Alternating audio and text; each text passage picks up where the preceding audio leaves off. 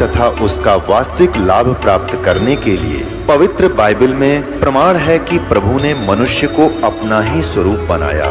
6 दिन में सृष्टि रचकर 7वें दिन विश्राम किया। कुरान शरीफ में प्रमाण है कि हजरत मोहम्मद को खुदा स्वयं कह रहे हैं कि मैंने तुम्हें उस परमात्मा की महिमा बताने के लिए भेजा है। वो परमात्मा कबीर है जिसने 6 दिन में सृष्टि रची तथा 7वें दिन तख्त पर जा विराजा। उसकी खबर किसी बाखबर से पूछकर तो देखो। कृपया अवश्य सुनिए जगत गुरु तत्वदर्शी संत रामपाल जी महाराज के अमृत वचन।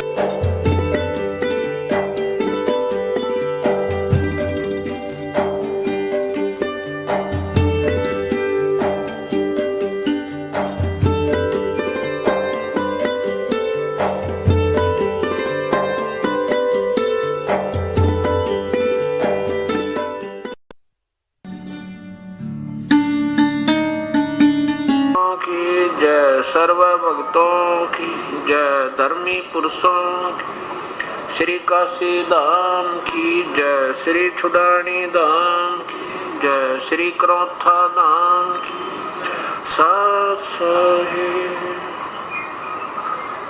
गरीब नमो नमो सतपुरुष को नमस्कार गुरु के नहीं, सुर नर मुनि जन साधुआ संतों सर्वसदे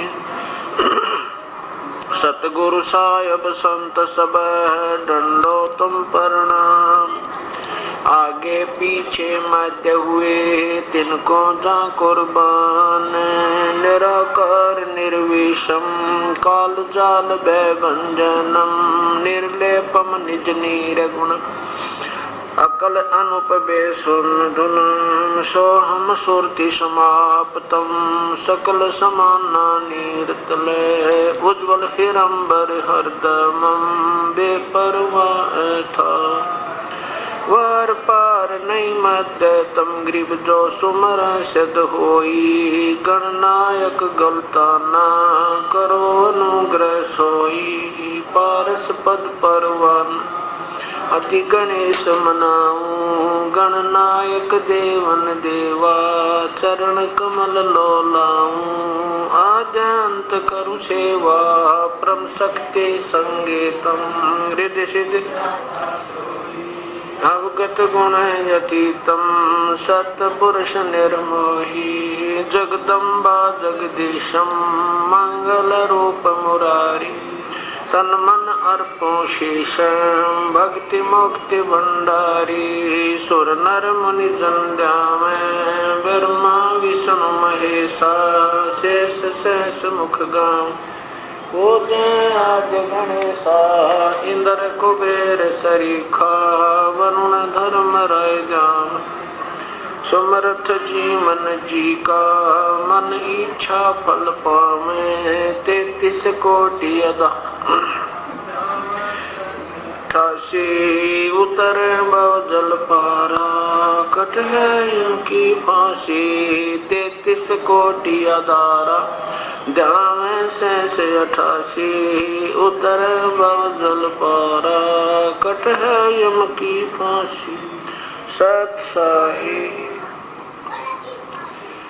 कर जोरूं विनती करूं, धरूं चरण पर शीश, गुरु राम देवानंद जी महाराज ने दिया नाम बख्शीश, कोटि कोटि सिजदा करूं, कोटि कोटि प्रणाम, चरण कमल में राखियो मैं बंदी जम गुलाम,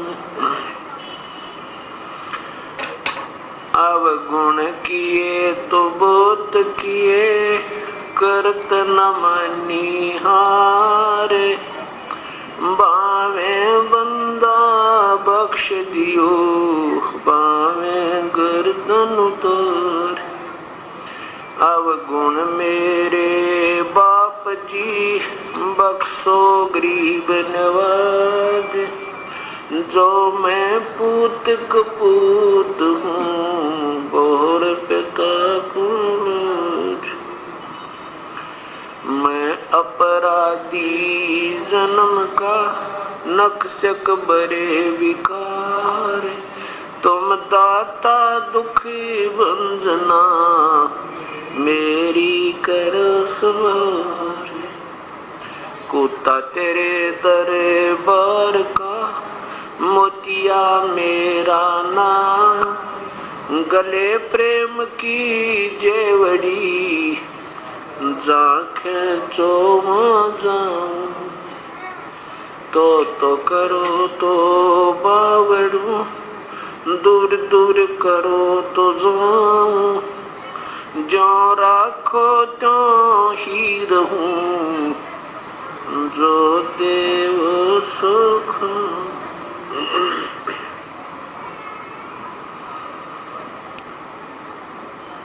परमपिता परमात्मा पूर्ण ब्रह्म सारी सृष्टि के रचनहार कुल मालिक कबीर परमेश्वर की असीम रजा से ये सत्यनारायण कथा प्रारंभ हो रही है। सत्यनारायण का अर्थ होता है अविनाशी परमेश्वर। हम उसे सत साहिब कहते हैं।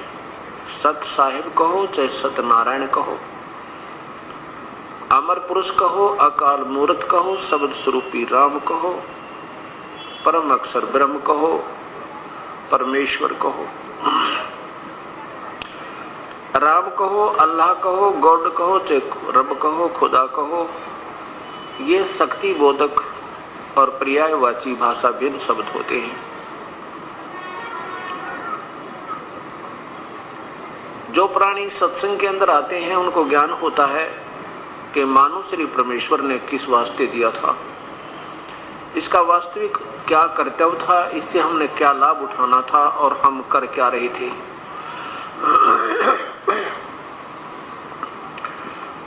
जब तक हम सत्संग नहीं सुनते हैं तो हम अपने दैनिक कार्य को जो समाज के अंदर रहकर कर रहे होते हैं उसी को सर्वस्व मानकर और उसमें तन मन धन से लगे हुए होते हैं। और जब हम सत्संग के अंदर आते हैं तो हमारी आत्मा को ये बोध होता है कि मैं कौन हूँ, कहाँ से आए थे, हमारा वास्तविक कर्तव्य क्या था और हम कर क्या रहे हैं। और सत्संग का मिलना ये बहुत ही पुण्य कर्मों के संयोग से हुआ करता है। तुलसीदास जी कहते हैं सकल पदार्थ हैं जग माही, पर कर्म ही न नर पावे नहीं। और जो पुण्यात्मा प्रभु की तड़फ में तलाश में लगी हुई हैं तो उन्होंने कोई न कोई अपना भक्ति मार्ग अपना भी रखा है। और जो भक्ति बिल्कुल नहीं कर रहे हैं वो अपने दैनिक क्रिया को जैसा भी उनको समाज से मालूम हुआ उसको करते हुए अपने जीवन को वही तक सीमित रखे हुए हैं। परमात्मा क्या बताते हैं, पूर्ण ब्रह्म वो स्वयं ही आते हैं अपने सतलोक से चलकर। सतलोक वो स्थान है जो कभी विनाश नहीं होता। वो सतलोक कहो, उसे सतधाम कहो, रथ धाम कहो, उसे अमर स्थान कहो, शाश्वतम स्थान कहो, सदा रहने वाला जिसका कभी विनाश नहीं होता। उस सतलोक से चल के वो पूर्ण ब्रह्म सतपुरुष स्वयं ही यहाँ काल के लोक में आते हैं। ये 21 ब्रह्मांड इस ज्योति निरंजन ब्रह्म अर्थात क्षर पुरुष के हैं। और यहाँ पर जितने प्राणी इस काल के साथ यहाँ 21 ब्रह्मांड में रह रहे हैं ये अपने मूल स्थान को भूल चुके हैं। अपना मूल स्थान ये नहीं है जिसमें हम रह रहे हैं। अपना मूल स्थान सतलोक है जहाँ से हम बिछुड़ कर आए हुए हैं। और जब तक हम वहां नहीं पहुंच लेंगे तब तक हमें कोई यहाँ का सुख हमें सुखी नहीं कर सकता। वो जानकारी हमें केवल परमेश्वर स्वयं आकर बता पाते हैं और कोई नहीं बता सकता। उस सतलोक के बारे में ना ब्रह्मा को मालूम, ना श्री विष्णु को मालूम, ना श्री शिव को मालूम, जो यहाँ के 3 लोक के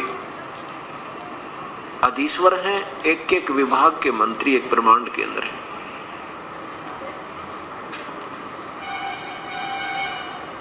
जब वो परमेश्वर स्वयं आते हैं तो वो क्या बताते हैं? राम नाम रटते रहो जब तक घट में प्राण, कभू तो दीन दयाल के भनक पड़ेगी कानी। मानुष जन्म पाय के नहीं रटे हरि नाम, जैसे कुआ जल बिना फिर बनवायो क्या काम।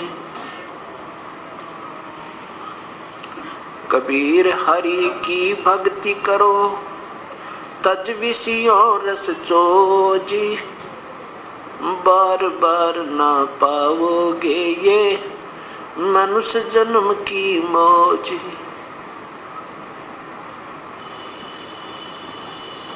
राम रटत कोडी भलो, चू चू पड़े जो चामे।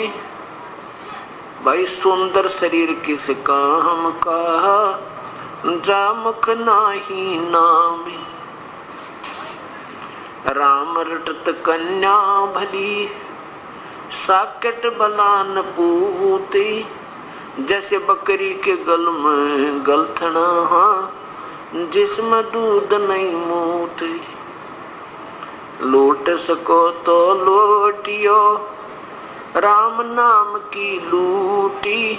पीछे फिर पछताओगे, प्राण जाएंगे छूटी। राम रटत दारिद्र भला, टूटी घर की छान। वो सुंदर महल किस काम के जा, भक्ति नहीं भगवान।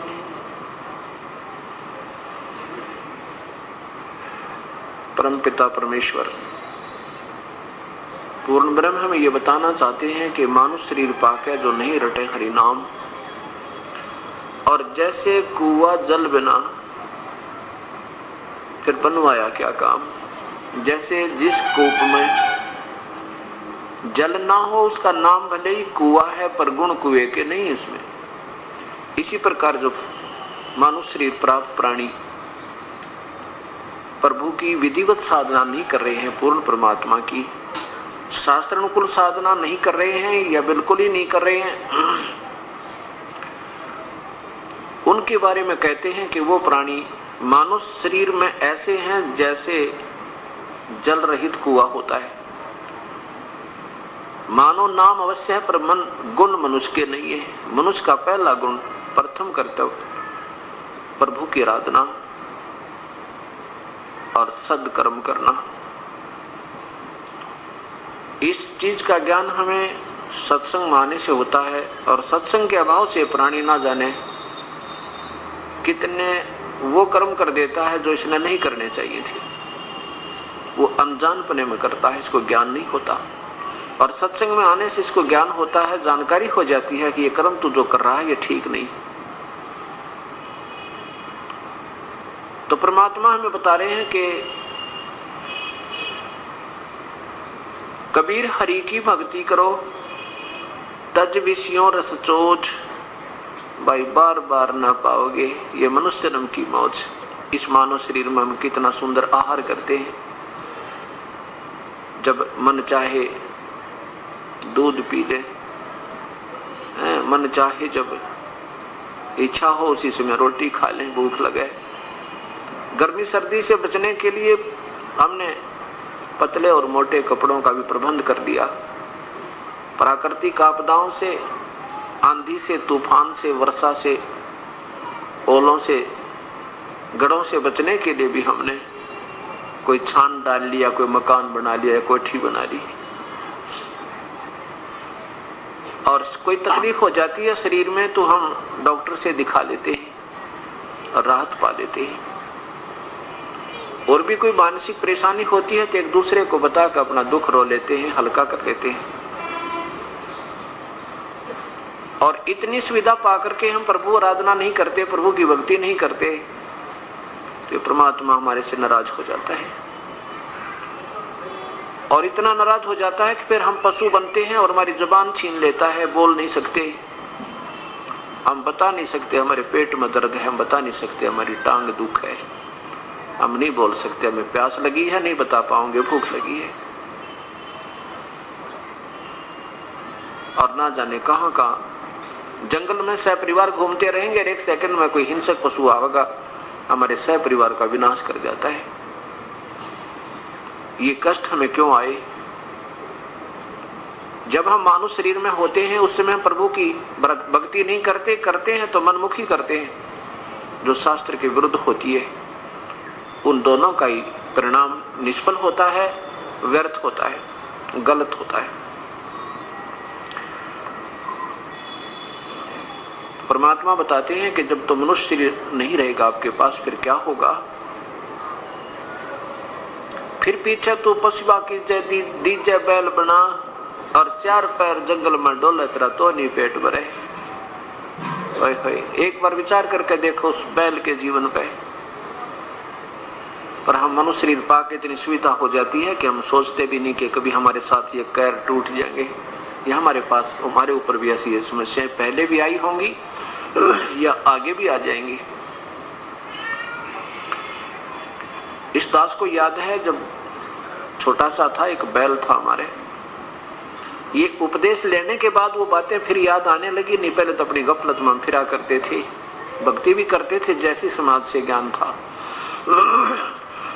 एक बैल था, उस बैल के पिछले पैर के खुरों में और इतनी लंबी लोहे की कील घुस गई।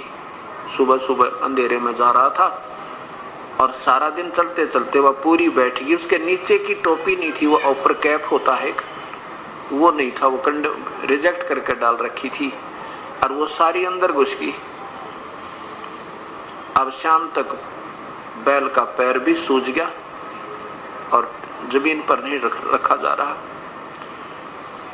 अब ऐसे कोई गांव में वैद्य हुआ करते देसी, वो बुलाया, उसने कहा इसके गोड्डे में, घुटनों में कोई नस पे नस चढ़ गई है और हो जाएगी ठीक। उसके घुटने पे गोड्डे के ऊपर पट्टी बांधनी शुरू कर दी, गरम गरम कोई बांध कर जड़ी बूटी, कील लगी है खुर में और पट्टी बंध रही घुटने पे।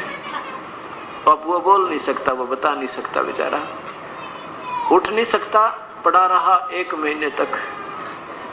1 महीने के पीछे उसकी अपने आप वो पक के और अपने आप उसमें रेशा निकला। जब घर वालों की दृष्टि पड़ी फिर उसको किसी बुला के उसमें से वो देखा, इतनी लंबी कील निकली। ओए वो बात अब याद आती है। ये परमात्मा जब ये मनुष्य शरीर में होगा, उस नादान प्राणी ने कभी सोचा भी नहीं होगा ये दुर्गति तेरी हो जाएगी। अब ना ये भी नहीं बता पाया मेरे दर्द कहाँ है। इसलिए परमेश्वर हमें याद दिलाते, नादान ये 2 दिन के, इस 2 दिन के झूठे सुख ने पाकर तुम भूल गया उस भगवान को, फिर याद करो परम पिता को। कोई बात नहीं, कहते पीछे गई सो जाने दे, बाकी की बचाओ अपनी। अब जो पुण्यात्मा सत्संग में आते हैं, ऐसा नहीं कि वो भक्ति नहीं कर रहे, वो तो जरूर भक्ति कहीं न कहीं आड़ उन्होंने ले रखी है, तभी तो उनमें कसक है कि संत के दर्शन करने चलते हैं। संत आए हैं, नाम सुनते गदगद हो जाते हैं, क्योंकि भक्त आत्मा के अंदर एक विशेष कसक होती है परमात्मा की पानी की। और उनको ये भी मालूम होता है कि परमात्मा संत ही रूप में आ जाता है, आता है और फिर वही अपनी महिमा आप बताता है, और ना जाने कब और किस समय उसके दर्शन हो जा। इसलिए ये प्राणी, ये पैसी आत्मा उस परम पिता के दर्शनार्थ ये तड़पती रहती है। उसके लिए फिर अपना कहीं ना कहीं ये सत्संग में जाती है, फिर वहां जहां भी हम जाते हैं, क्योंकि पुण्यात्मा का एक स्वभाव होता है, ये जहां भी जाती है इसको सब अच्छे लगते हैं, क्योंकि वो स्वयं अच्छे हैं।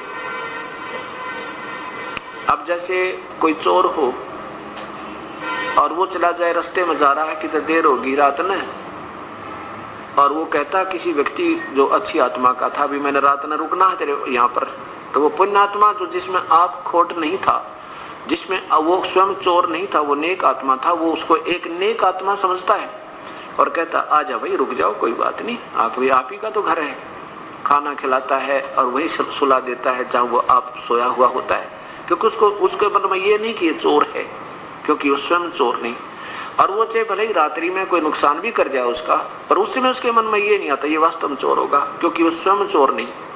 और चोर के घर पर जाकर चाहे कोई सा भी रुक जाओ, कितना नेक आत्मा डट जा रात ने, वो सारी रात चोर ना सोए, कहीं कुछ उठा ना ले जा रात ने, क्योंकि वो स्वयं कमजोरी उसके अंदर है। ऐसे जो पुण्यात्मा होती हैं उनमें आप दोष नहीं होता, इसलिए वो जो भी जहाँ जाते हैं, जिस भी स्थल पर जाते हैं, किसी संत के दर्शनार्थ जाते हैं, उनके वचन सुनते हैं तो उनको सभी संत बहुत अच्छे लगते हैं, सबके विचार अच्छे लगते हैं और सब प्रभु की का मार्ग ही बताते हैं। इसलिए पुण्यात्माओं में एक प्रभु के पाने की विशेष तरफ होने के कारण वो स्वयं कोई अपने मन में एक वाद विवाद भी नहीं आने देते। अब कहने का तात्पर्य दास का ये है कि हम कोई भी कार्य को करें तो उससे पहले हम उसके बारे में पूर्ण परिचित होना चाहिए। अब जैसे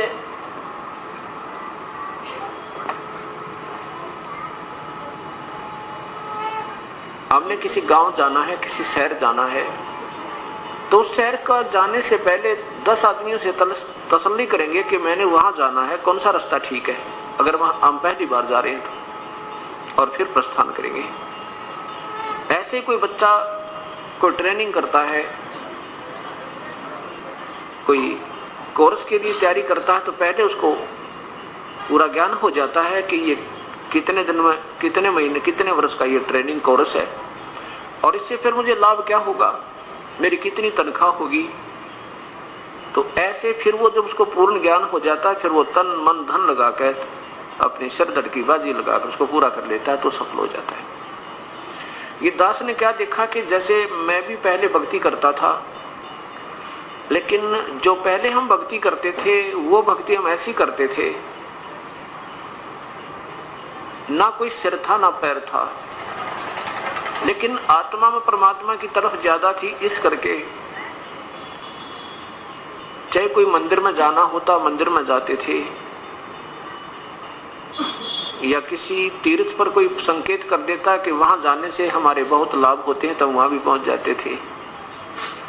कोई भगवान श्री राम की पूजा बताता था तो उसकी पूजा भी हृदय से करते थे। श्री कृष्ण का जाप बताते थे, हरे राम हरे कृष्ण, वो भी जाप करते थे, अच्छे लगते थे। और ये दास हनुमान जी का पुजारी था। बचपन से ही, चौथी कक्षा से ही किसी दोस्त ने साथी से पूछा भी कैसे भक्ति करें भगवान की। उसने बता दिया कि मैं तो हनुमान जी का व्रत रखता हूँ मंगलवार का, और 7 बार हनुमान चालीसा करता हूँ। तो इस दास ने भी प्रारंभ कर दिया। मंगलवार का व्रत चौथी कक्षा से प्रारंभ किया था और सन 1988 तक करता रहा। गीता जी का पाठ नित्य किया करता था। जन्माष्टमी का व्रत, क्योंकि हिंदू समाज में जन्म होने के कारण वही शिवपुराण का पाठ, विष्णु पुराण का अध्ययन भी, और जैसे भी अपने धार्मिक शास्त्र में उपलब्ध थे उनको कहीं ना कहीं से पढ़ते रहते थे। इस उद्देश्य से उनमें लिखा होता था कि इस संवाद को जो पढ़ लेगा उसको ये लाभ होगा, इस संवाद को पढ़ लेगा उसको ये लाभ होगा। तो हमने तो लाभ चाहिए भक्ति का, इसलिए हम पढ़ते रहते थे। कहने का भाव ये है दास का कि जब तक हमने यही नहीं मालूम जो हम भक्ति कर रहे हैं इसका क्या लाभ है और इससे हमें हानि हो रही है या कुछ लाभ हो रहा है, तो हम उसको कर रहे हैं तो वो व्यर्थ बताइए। एक धर्मदास नाम के एक बहुत बड़े धनी व्यक्ति थे। मध्य प्रदेश में एक बांधवगढ़ स्थान है, बांधवगढ़, वहां के वो रहने वाले थे और वो इतने रईस थे, आज से 550 वर्ष पुरानी बात है, इतने रईस थे कि बांधवगढ़ नरेश धर्मदास जी के पूर्वजों से यानी उनके पिता से वित्तीय सहायता लिया करते थे जब कोई प्राकृतिक आपत्ति आ जाती थी, जैसे कोई अकाल पड़ जाना या कोई फ्लड आ जाता था। इतना पैसा था उनके पास। भाव ये दास का कहने का कि इतना पैसा, इतना सुख सुविधा होने के उपरांत भी और प्रभु की तरफ जिस पुण्यात्मा में है तो उसके पुण्य कर्मों में कमी नहीं। वो प्यारी आत्मा ने गुरु भी बना रखे थे श्री रूपदास जी, और उस गुरुदेव ने उस प्यारी आत्मा से बताया था, बेटा हरे राम हरे कृष्ण का जाप जप, ओम नमः शिवाय का भी जाप जप, हरि ओम का भी जाप जप, गीता जी का नित्य पाठ किया कर पुत्र तेरा कल्याण हो जाएगा। और फिर 68 तीर्थ कर ले पुत्र तो स्वर्ग प्राप्ति होगी, और चारों धाम जो कर लेता उसका तो महाकल्याण हो जाता है। अब हमने जैसे जिसने प्रभु की तलाश है, जो प्यासा है उसने पानी की तलाश है, तो उसको कोई किधर ही संकेत कर दे वो दौड़ा जाएगा, क्योंकि उसको प्यास है उसकी, और जब तक उसको प्राप्त नहीं हो लेगा तब तक वो घूमता ही रहेगा। तो उस प्यारी आत्मा ने अपने गुरुदेव के बताए अनुसार अपना सब क्रियाएं प्रारंभ कर दी। गुरुदेव के आदेश अनुसार जब वो तीर्थ भ्रमण पर निकला तो सबसे पहले मथुरा पहुंचा। मथुरा में जब पहुंचे तो वहां क्या किया कि मथुरा के तालाब में जहां भगवान श्री कृष्ण जी स्नान किया करते थे, कहते हैं उस पवित्र स्थल पर, उस तीर्थ पर स्नान किया और एक जल का लोटा भर के उसी पवित्र सरोवर से और बाहर अपना रख लिया। फिर साथ में कुछ मड प्लास्टर किया, मिट्टी का लिपाई की, गाय का गोबर मिला के कुछ अक्षेत्र को लीपा, फिर उसके ऊपर एक सफेद स्वच्छ चादर बिछाई, खूब साफ की हुई। उसके ऊपर पहले कर्म कांड किया, भगवान श्री कृष्ण जी की मूर्ति अर्थात विष्णु जी की, ठाकुर जी की मूर्ति को एक सुंदर प्लेट पर रख के उसको नहलाया साफ पानी से। फिर पुराने कपड़े निकाल के अलग रख दिए थे, फिर नहलाया, फिर स्वच्छ कपड़े पहनाए, फिर कंठी डाली, तिलक लगाया, मुकुट रख दिया, और फिर धूप दीप लगा के गीता जी का पाठ प्रारंभ किया। इतने में वो पूर्ण परमात्मा, पूर्ण ब्रह्म, सारी सृष्टि के रचनहार, कुल मालिक कबीर साहब, उसमें वो काशी में एक जुलाहे का रोल कर रहे थे। वहां आकर बैठ के उस प्यारी आत्मा से ज्यादा 20 या 30 फुट की दूरी पे और बड़े ध्यान पूर्वक देख रहे हैं उसकी क्रिया को, धर्मदास जी की क्रिया को। जब धर्मदास जी ने देखा कि ये और क्या स्वरूप बना रखा था परमेश्वर ने, एक जिंदा महात्मा का। जिंदा महात्मा कैसे होते हैं? मुसलमानों में होते हैं जिंदा महात्मा संत, उनकी एक ही जो ना ओवरकोट पहनते हैं, ऊपर पूरा एक कोट टाइप सा, चोगा बोल रहे हैं उसने, नीचे घुटनों से नीचे तक का होता है, पिंडलियों तक, और वो पहन रखा, और कच्छा होता है घुटनों से ऊपर तक, लंबे लंबे कच्छे जैसे सरदार पहना करे, और सिर पे टोप छोटा सा से काला लंबे चोटे का। ये वेशभूषा उन संतों की होती है जिनको जिंदा महात्मा कहते हैं, जिंदा संत कहते हैं, साधु कहते हैं। उस जिंदा वाले महात्मा में के रूप बनाकर परमात्मा उस प्यारी आत्मा के पास उसकी क्रिया देखने के लिए बैठ गया, विराजमान हुआ। जब वो धर्मदास ने देखा कि ये मुसलमान होकर और तेरी पूजा को देख रहा है, तो इससे लगता है कि अच्छी आत्मा है, हो सके तेरी बात को मान के ये सत भक्ति कर लेवे, और गीता जी जैसा शास्त्री पृथ्वी पर नहीं है, ऐसा वो समझाना चाहता है। इसलिए गीता जी के पाठ को ऊंचे ऊंचे सुर में पहले संस्कृत पढ़े, ऊर्ध्व मूलम अधः शाखम, और फिर हिंदी, फिर उसकी हिंदी पढ़े, ऐसे पढ़े कि ये सामने वाला अट्रैक्ट हो जाए और ये लग जा सत भक्ति पे। अब चक्कर क्या पड़ा हुआ है कि हिंदू तो समझते हैं मुसलमानों की भक्ति गलत, और मुसलमान समझते हैं हिंदू गलत साधना करते हैं, और ईसाई समझते हैं कि हम श्रेष्ठ, ठीक हमारी साधना ठीक है, और सिख समझते हैं हम पूजा जो करें सर्वश्रेष्ठ है।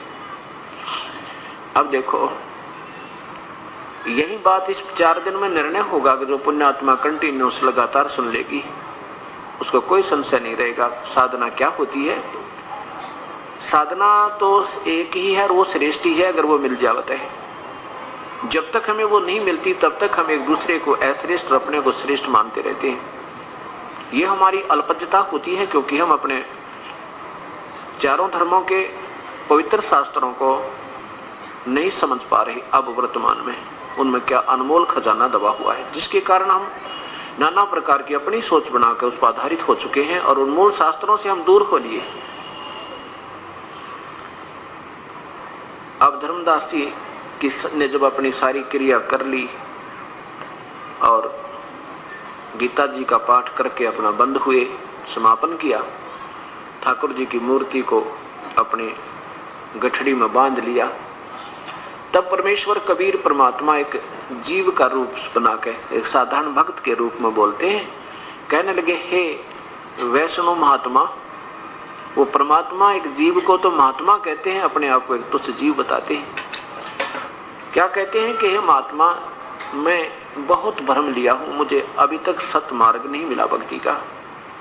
मैंने नहीं कोई मुसलमान संत छोड़ा, ना कोई मुसलमानों वाली क्रिया छोड़ी। मैंने हिंदुओं के महापुरुषों से भी संपर्क किया, ईसाइयों के जो संत हैं उनके पास भी मैं पहुंचा हूँ, लेकिन अभी तक मेरे मन की, मेरी आत्मा की संतुष्टि नहीं हो पा रही कि भक्ति मैं कर रहा हूँ ठीक हूँ।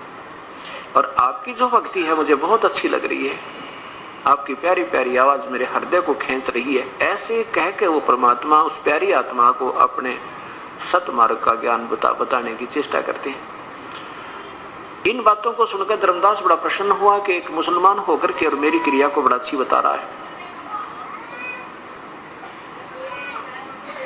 तो बताने लगा, कहने लगा, जिंदा बैठ जा, तेरे भाग बड़े जो आप मुसलमान होकर के और मेरी बात को सहन कर लोगे, बताऊंगा उसको सुनोगे।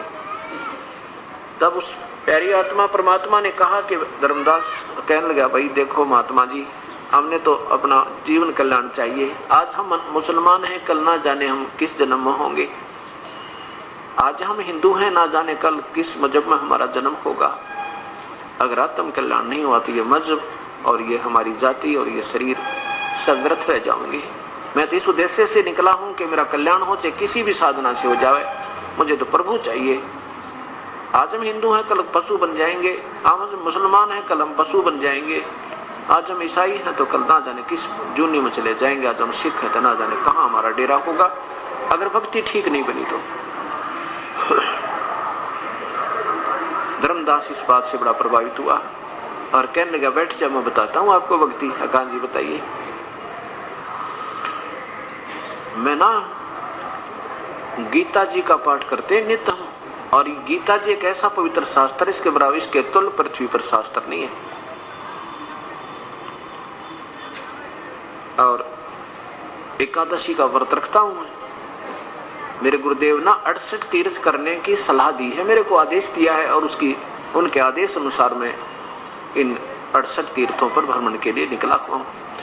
श्री राम कृष्ण का जाप जपता हूँ, ओम नमः शिवाय का जाप जपता हूँ, शिवलिंग की पूजा करता हूँ। और फिर क्या कहा कि हम कोई जीव हिंसा नहीं करते। जिंदा जीव हिंसा माने वो कहना चाहते थे कि तुम मांस खाते हो मुसलमान, और हम हिंदू मांस नहीं खाते। और जो मतलब कहा नहीं सीधा, पर डायरेक्ट उसका संकेत ही था। कहने लगे, जो जीव हिंसा करते हैं ना, वो कभी सफल नहीं हो सकते, उनका जीवन तो बिल्कुल व्यर्थ जाता है, उनको तो पाप बहुत लगते हैं। अब कबीर परमेश्वर कहने लगे, धर्मदास मैं आपसे एक प्रार्थना करूं। कहने लगे, महात्मा जी मैं आपसे एक प्रार्थना करना चाहता हूं, आपका शुभ नाम क्या है, आप कहां से आए हो? आपकी तो बहुत अच्छी बातें लग रही हैं मुझे। धर्मदास जी ने बताया कि मैं वैश्य कुल में जन्म है मेरा, वैश्य कुल में, यानी बनिए हैं हम, और मैं जो है वैष्णव, हम वैष्णव विष्णु जी के उपासक हैं, वैष्णव साधु कहलाते हैं हमारे गुरुदेव, हमने उनसे उपदेश ले रखा है। तो गुरुदेव ने हमें बताया है कि गीता जी का नित्य पाठ करना है। परमेश्वर ने कहा कि धर्म महात्मा जी एक प्रश्न है मेरे मन में, मेरी शंका का समाधान कीजिए। बोलो बेटा, बोलो जी, क्या बात है, बोलो। कबीर साहब ने कहा कि देखो, आपने अभी बताया कि गीता जी के नित्य पाठ करने से आत्मा का कल्याण हो जाएगा। देखो, आप और क्या क्रिया करते हो? आप पितृ पूजा करते हो? धर्मदास कहने लगे, हाँ जी पितृ पूजा करते हैं। पितृ पूजा नहीं करें तो फिर तो हमारे पितृ को जो है ना, वो उनका जो हिस्सा नहीं पहुंच सकता और वो दुखी हो जाते हैं। आप भगवान श्री कृष्ण और राम की पूजा करते हो, ब्रह्मा विष्णु महेश की भी साधना करते हो, हाँ जी, और गीता जी का नित्य पाठ भी करते हो, हाँ जी। देखो, गीता जी के पाठ करने से लाभ नहीं, जैसा गीता जी में वर्णन है ऐसा आचरण करने से लाभ होगा। एक जमींदार था, वो वृद्ध हो गया और उसको संतान जब हुई तो वो थोड़ी सी लेट हुई। पुत्र जब उत्पत्ति हुई उनके तो वो वृद्ध हो चुका था। जब वो लड़का 12 वर्ष का था तो वो पिता लगभग 60 और 65 वर्ष की आयु का था। अब पिता ने सोचा कि तेरा इकलौता पुत्र है, कहीं अपने व्यवसाय में ये मार ना खा जावे, इसलिए क्यों ना मैं अपने अनुभव को, सारे जीवन के अनुभव को और पूरा विवरण लिख दूं एक किसी पैड पे, बही में। उसने अपना पूरा एक्सपीरियंस, हर क्रॉप का, हर फसल का, किस में बीजनी चाहिए, उसमें कितना, एक एकड़ में कितना बीज डलेगा, कितनी बार उसकी, किस समय में उसमें पानी डाला जाएगा, किस समय उसमें खाद डालनी है, फिर क्या स्थिति होगी, उसको कैसे संभालना है, ऐसी स्थिति हो जाए तो उसमें ऐसे खाद डालना है। तो सब कुछ लिख के और एक पूरी बही के अंदर यानी एक पैड में लिख दिया और कहा, पुत्र इस पैड को पढ़ना और इसके अनुसार बेटा खेती करना, तू अपना व्यवसाय करना, तो सफल रहेगा। अब एक बात बताओ धर्मदास जी, परमात्मा पूछ रहे हैं उस प्यारी आत्मा से कि अगर वो जमींदार का पुत्र उस लिखे हुए लेख को, पिताजी के द्वारा लिखे अनुभव को डेली पढ़े और ऐसा करेगा नहीं जैसा उसमें वर्णन है, तो क्या होगा? क्या वो धनी हो जाएगा? क्या उसका कल्याण होगा, उसको लाभ होगा? धर्मदास जी कहने लगे, नहीं जी, बिल्कुल नहीं हो सकता, वो तो भूखा मरेगा। तो ठीक इसी प्रकार जैसा अपने पवित्र शास्त्र गीता जी में लिखा है ऐसा आप नहीं कर रहे हो, मैं नहीं कर रहा हूं, तो फिर क्या होगा? कल्याण होगा या हानि होगी? धर्मदास जी कहने लगे, जी तो हानि होगी और गीता जी अनुसार हम नहीं करेंगे तो पूजा। तो गीता जी, आप बताओ गीता जी किसने बोला? पहले ये बताओ मुझे कि गीता जी किसने बोला? धर्मदास जी कहता है बेधड़के से कि भगवान श्री कृष्ण जी ने गीता बोला। परमात्मा कहने लगे, धर्मदास यही सबसे बड़ी भूल है, गीता श्री कृष्ण जी ने नहीं बोला, शरीर श्री कृष्ण जी का था, बोलने वाला काल था। और वो काल कौन है? ये ब्रह्मा विष्णु महेश का पिता है और दुर्गा या शेरा वाली इन तीनों की मां है। इस बात को सुनकर धर्मदास की तौड़ी चढ़ गई और कहने लगा, मुसलमान हो गया तू? कहने लगा, तू मुसलमान है ना, इसलिए हमारे देवताओं की तो बेइज्जती करना चाहता है। तुझे क्या मालूम गीता के बारे में? तू क्या जान सकता है गीता के बारे में? हमारे से ज्यादा क्या तुम जान जाओगे? कबीर साहब ने कहा, देखो स्वामी जी नाराज ना हो, मैं तो एक शंका का समाधान चाह रहा हूं आपसे, मैं तो आपका दास हूं, आप नाराज ना हो। आप एक बार गीता जी को उठा लो। गीता जी कोई किसी का व्यक्ति विशेष का शास्त्र नहीं है, और ये पवित्र शास्त्र उस समय लिखा गया था, ना तो कोई हिंदू था, ना मुसलमान, सिख, ना ईसाई। हम एक पिता की संतान हैं, हमारे पूर्वज एक थे। आपके नहीं किसी सर्कमस्टांसिस में, किसी ऐसी मजबूरियों के कारण अलग हो गए हैं, लेकिन हम एक हैं, आज भी एक हैं। जब थोड़ी सी विवेक से सोचेंगे तो आज भी दो नहीं। लेकिन गीता जी में जो लिखा वो सोचो आप क्या लिखा है और किसने बोला है। धर्मदास चुप हो गया कि चल इसने कह लेने दे, जो ये कहेगा थोड़ी सी देर और सुन लेता हूं भाई। क्यों? धार्मिक आत्माओं में एक विशेष कसक होती है और ज्यादा वाद विवाद नहीं होता। बेशक दुखी हो रहा था उनकी बातों से, फिर सोचा कि देखते ही क्या बताएगा भाई। कृष्ण जी ने नहीं बोली तो और किसने बोली, क्या जाने इन बातों को। तो ऐसा वो सोचकर परमात्मा ने कहा, देखो गीता जी के ज्ञान की कब आवश्यकता पड़ी कि जब अर्जुन युद्ध करने से मना कर देता है। और युद्ध क्यों हो रहा था कि कौरव और पांडवों का आपस में भाई बंटवारा नहीं हो रहा था। एक भाई बंटवारा था, ये कोई धर्म युद्ध नहीं था। धर्म युद्ध तो वो होता जो सेनाओं पर लड़े, एक देश दूसरे पर बदमाशी करे तो उसके लिए सिरदर्द की बाजी लगाओ, तो वो धर्म युद्ध होता है। और ये तो एक भाइयों का आपस में बंटवारा था, ये नहीं हो रहा था लड़ाई होगी। और जब युद्ध दोनों का बंटवारा नहीं हो रहा था तो भगवान श्री कृष्ण 3 बार गए थे शांति दूत बनकर, और दोनों को समझा रहे थे भैया लड़ाई ठीक नहीं, युद्ध बहुत बुरी चीज होती है। दोनों को बैठकर खूब समझा के देखो ये सब पृथ्वी यही है, अरबों खरबों व्यक्ति इस पर कब्जा कर कर मर गए हैं, राजा चले गए इनके ऊपर अपनी राज को बना बना के, आज उनका नामो निशान नहीं है। रावण जैसे चले गए बकवाद करके, भाई ये युद्ध अच्छी बात नहीं है, लेकिन नहीं माने। सतगुरुदेव की जय। बंदी छोड़ कबीर साहेब की जय। बंदी छोड़ गरीबदास जी महाराज की जय। स्वामी रामदेवानंद जी गुरु महाराज की जय। सर्व संतों की जय। सर्व भक्तों की जय। धर्मी पुरुषों की जय। श्री काशी धाम की जय। श्री छुड़ानी धाम की जय। श्री करोथा धाम की जय। सत साहिब ग्रीब नमो नमो सतपुरुष को नमस्कार गुरु की नहीं। सुर नर मुनि जन साधुआ संतों सर्वस दीन। सतगुरु साहेब संत सब डंडो तुम प्रणाम। आगे पीछे मत हुए किनको जा कुर्बान। निराकार निर्विषम काल जाल व वंदन। निर्लेपम निज नीर गुणम अकल अनुप बेसुन धुनम। सोहम सुरति समाप्तम सकल समाना नीरतल।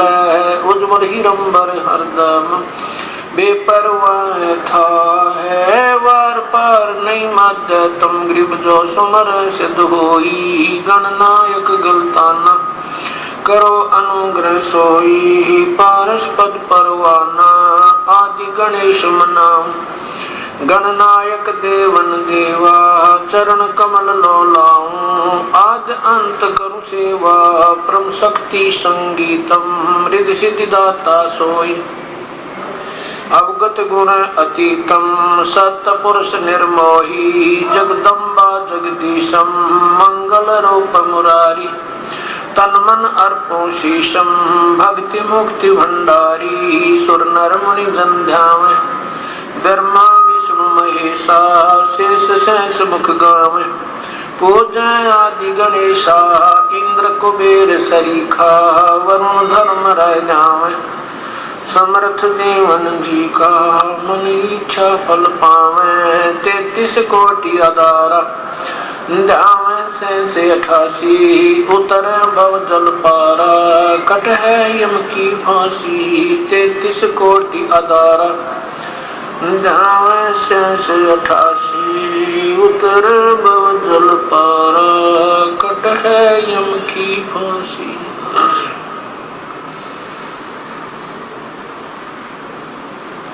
कर जोरूं विनती करूं, धरूं चरण पर शीश। गुरु राम देवानंद जी महाराज ने दियो नाम बख्शीश। कोटि कोटि सिजदा करूं, कोटि कोटि प्रणाम। चरण कमल में राखियो, मैं बंदी जाम गुलाम। कुत्ता तेरे दरबार का, मोतिया मेरा नाम। गले प्रेम की जेवड़ी, जा खेचो जाऊं मैं। तो करो तो बावन, दूर दूर करो तो जाऊं। जो राखो तो ही रहूं, जो देवो सुख। अवगुण किए तो बहुत किए, करत न मानी हार। बावे बंदा बख्श दियो, बावे गर्दन उतार। अवगुण मेरे ही बाप जी, बख्शो गरीब नवाजी। जो मैं पूत कपूत हूँ, बहुर पिता को लाज। मैं अपराधी जन्म का, नक्शक बड़े विकारी। तुम दाता दुख भंजना, मेरी करो सवार।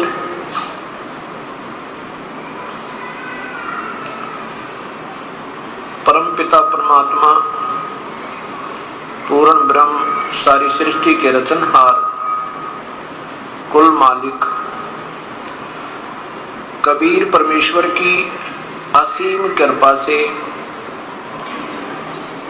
आज ये 5 दिवसीय विशाल सत्संग प्रारंभ हो रहा है।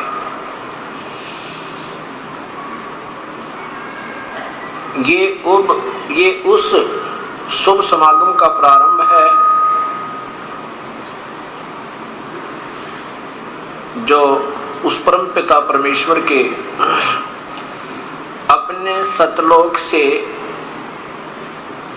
इस काल के लोक में प्रकट होने का वो शुभ दिन ज्येष्ठ सुदी पूर्णमासी है, जिस दिन वो परमेश्वर अपने सतलोक को त्याग कर यहाँ बनारस के अंदर विक्रमी संवत 1455 सन 1398 के अंदर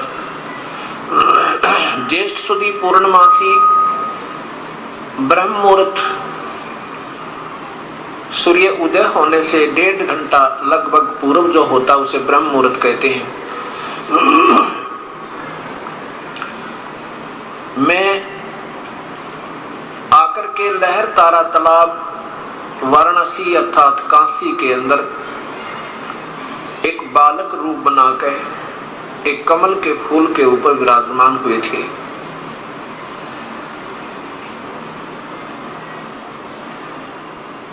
उस परमेश्वर का यहाँ आगमन हमें उस सत्य ज्ञान का ज्ञान होना, उस यथार्थता का ज्ञान होना, हम कौन हैं, कहां से आए थे और हम किन कारणों से यहाँ काल के जाल में फंसे हुए हैं, ये सब जानकारी उसी परमपिता परमेश्वर पूर्ण ब्रह्म ने, परम अक्षर पुरुष ने अर्थात अकाल मूर्त सब स्वरूपी राम कबीर देव ने, कबीर साहब ने आके हमें बताया।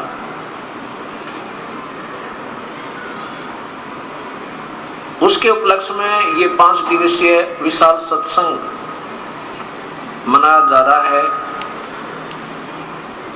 ऐसे शुभ समागम सदियों पर्यंत प्रारंभ हुआ करते हैं। वैसे तो संतों की कमी नहीं, सत्संगों का अभाव नहीं, श्रोताओं की कमी नहीं, लेकिन जैसा हमारे पवित्र शास्त्रों में पूर्व प्रमाण था और वो हम तक नहीं पहुंच पाया, अब वो हमारे तक पहुंच रहा है। ऐसे समागम हमें, अगर ये दास कहे कि युगों पर्यंत ही प्राप्त होते हैं, तो भी थोड़ा समझना, क्योंकि जब तक हमें तत्व ज्ञान नहीं होगा, तत्व ज्ञान, और तत्व ज्ञान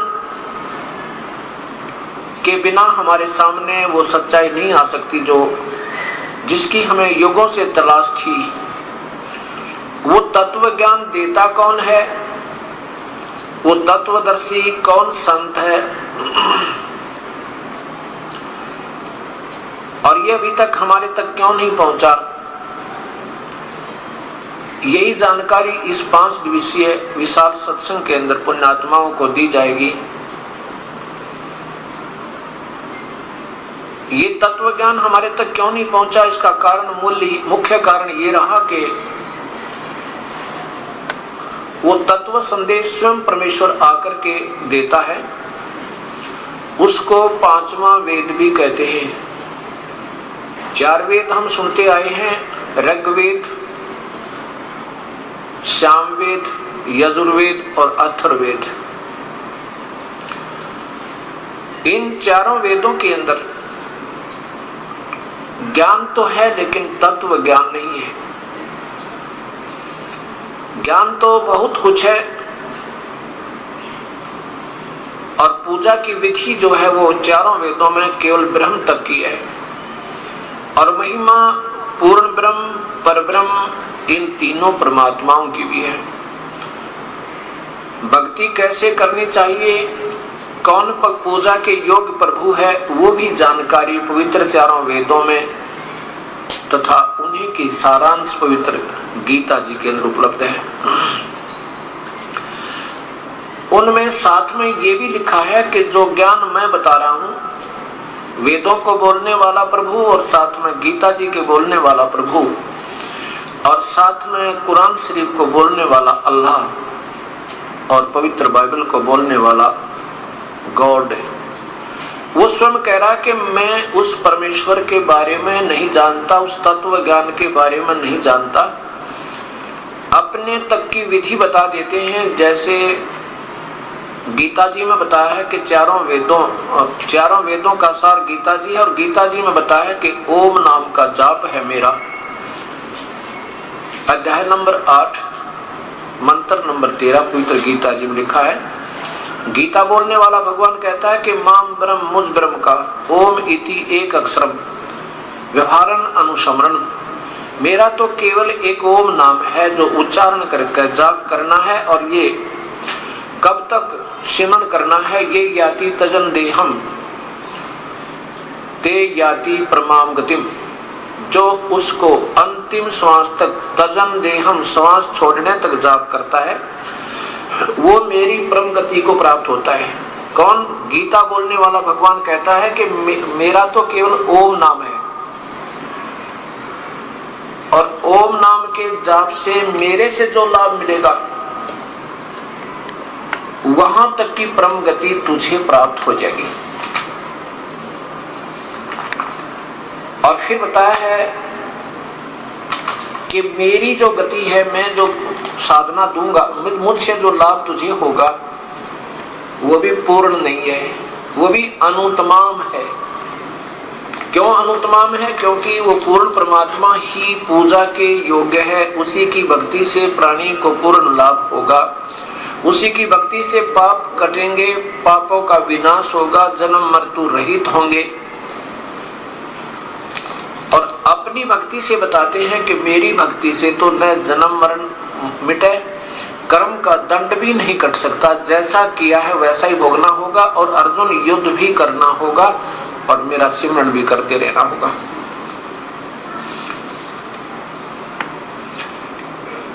अब ये तत्व ज्ञान आपके सामने आ रहा है। ये सब मिलाकर ही पांचवा वेद होता है, जिसमें वर्तमान के सभी शास्त्रों का सारांश और साथ में उस परम पिता का वास्तविक ज्ञान, इसे तत्व ज्ञान अर्थात सूक्ष्म वेद, सवसम वेद के नाम से जाना जाता है। देखिएगा पवित्र गीता जी, गीता किसने बोला है? ये ब्रह्म बोल रहा है, ये काल बोल रहा है गीता जी को।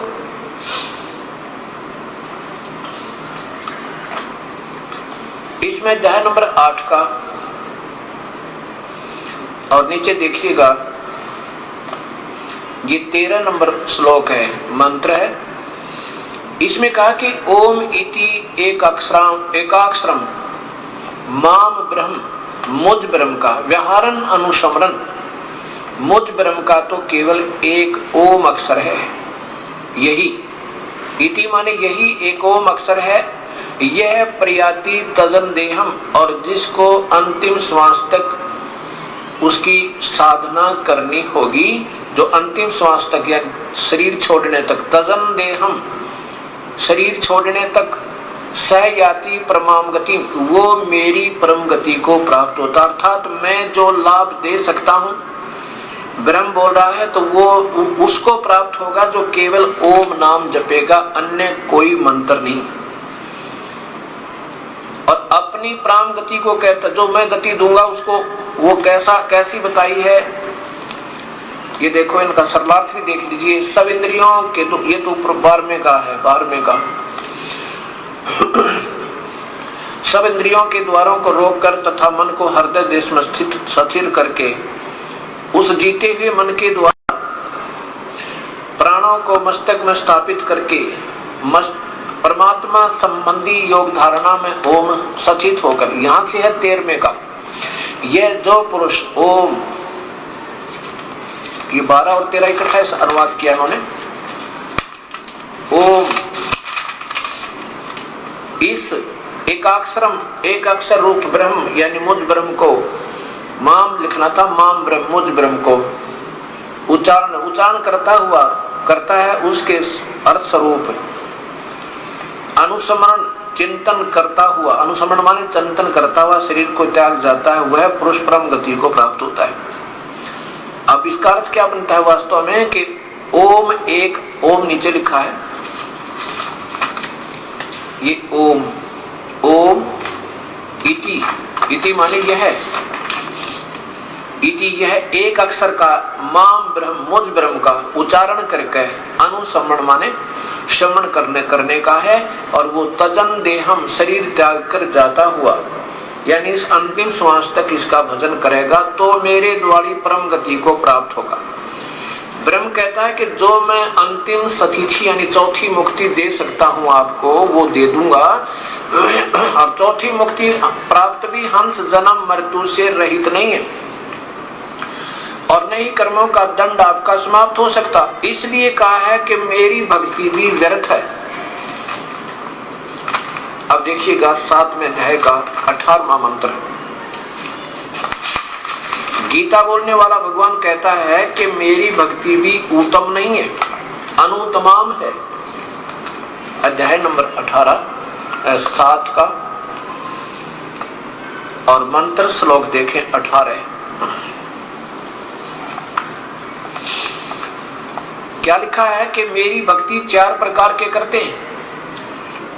एक अर्थार्थी, आर्थ, जिज्ञासु। उनमें से ज्ञानी सबसे उत्तम है। ज्ञानी तो उसके लिए लिखा है कि उदारा सर्वम एवं एते ज्ञानी तु आत्मा एवं मे मतम। मेरे विचार में ये सभी ज्ञानी आत्मा है तो उदार, जिनको पता लग गया कि परमात्मा की भक्ति के बिना जीव का जीवन व्यर्थ है।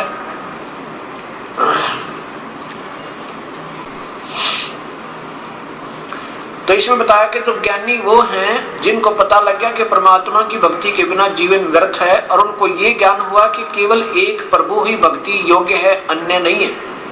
तो उनके बारे में कहा कि उदारा सर्वे एवं एते ज्ञानी तु आत्मा एवं मे मतम, मेरे विचार में ये सभी ज्ञानी आत्मा जो हैं ये हैं तो उदार विचारी। आस्थित सही युक्त आत्मा माम एवं अनुत्माम गति, और ये मेरे वाली, माम माने मुझ में ही, अनुत्माम माने घटिया व्यर्थ की गति, यानी जो मैं मेरे वाली परम गति है उसको स्वयं भगवान कह रहे अनुत्माम। मेरी इस अनुत्माम गति में आश्रित रही, क्योंकि उनको वो पूर्ण परमात्मा का मार्गदर्शन करने वाला तत्वदर्शी संत नहीं मिला। आप देखिए इन्होंने अनुत्तम माने क्या लिखा है, अति उत्तम लिख दिया। ये लिखना चाहिए था अति व्यर्थ। अनुत्तम माने अति उत्तम नहीं होता। अब देखिएगा चौथे अध्याय का 34वें श्लोक में लिखा है कि अर्जुन, अगर तुझे परम पिता पूर्ण ब्रह्म की भक्ति चाहिए तो उस तत्वदर्शी संत की तलाश कर ले, और उस ज्ञान को तू तत्वदर्शी ज्ञानियों के पास जाकर समझ। अध्याय नंबर 4 का